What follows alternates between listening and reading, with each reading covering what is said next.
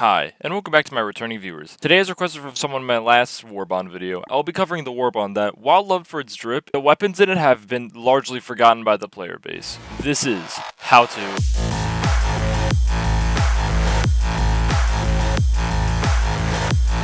So to start off, let's take a look at page 1, and this page is sort of a letdown. I mean, compared to previous Warbonds, you're getting no armors, dead sprint, and only one primary. However, the patterns available are pretty cool looking, so I guess that gives it a bit of a pass.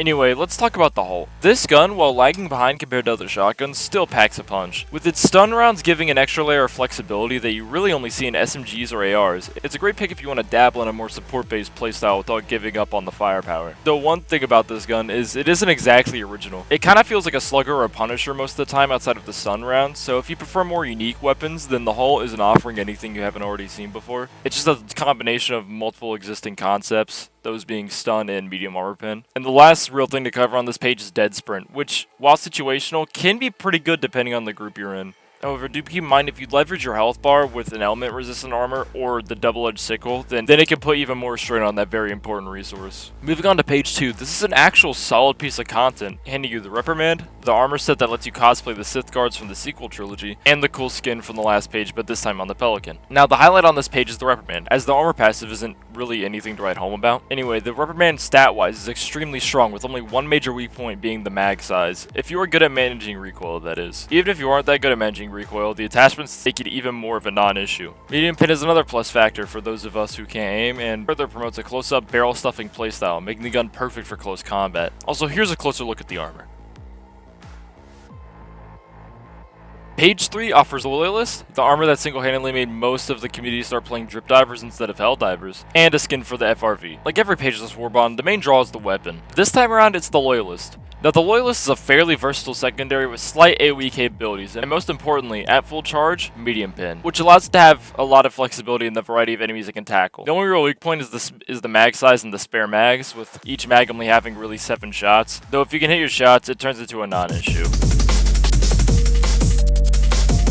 With the overview out of the way, let's get into the factions. So as always, let's start with the bugs. Now on bugs, every weapon in this Warbond does pretty well for chaff clear and dealing with medium tier enemies. However, all lack a solid way to kill chargers, unless they are bile chargers. Speaking of bile, if you hate bile spewers, all these weapons do amazingly against them. With a few headshots, they easily go down. And if you play more aggressively, the close quarters nature of this Warbond will suit your playstyle perfectly. The passive can also sorta work here, as your aim won't be thrown nearly as much if a hunter jumps you. Overall, the Warbond does pretty well on this front, but nothing overly OP. 4 out of 5.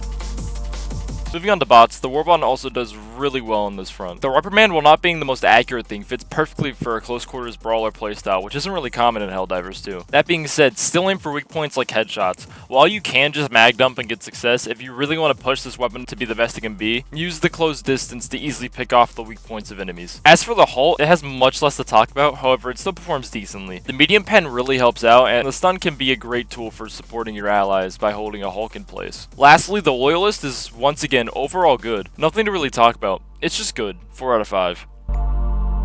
Lastly, squids are when this Warbond kinda loses its edge. Don't get me wrong, all the weapons are still good and can basically handle every enemy, but they aren't the best options and can struggle to keep up with the massive hordes. Some loadout prep needs to be considered when choosing anything from this Warbond. But overall, the Warbond, like every other faction so far, does pretty good and basically covers all bases. Even Overseers, which most weapons struggle with, aren't safe when you use any of the weapons from this Warbond. Though due to all the weapons in here not being the best when it comes to taking out a horde of voteless, I'm gonna have to bump it down to a 3 out of 5. Overall, this Warbond is extremely solid on all fronts across the board. While the weapons in this Warbond aren't the best, they also aren't even close to being the worst. If we were doing a tier list, then every weapon would fall into either B or A tier, making this another great foundational Warbond.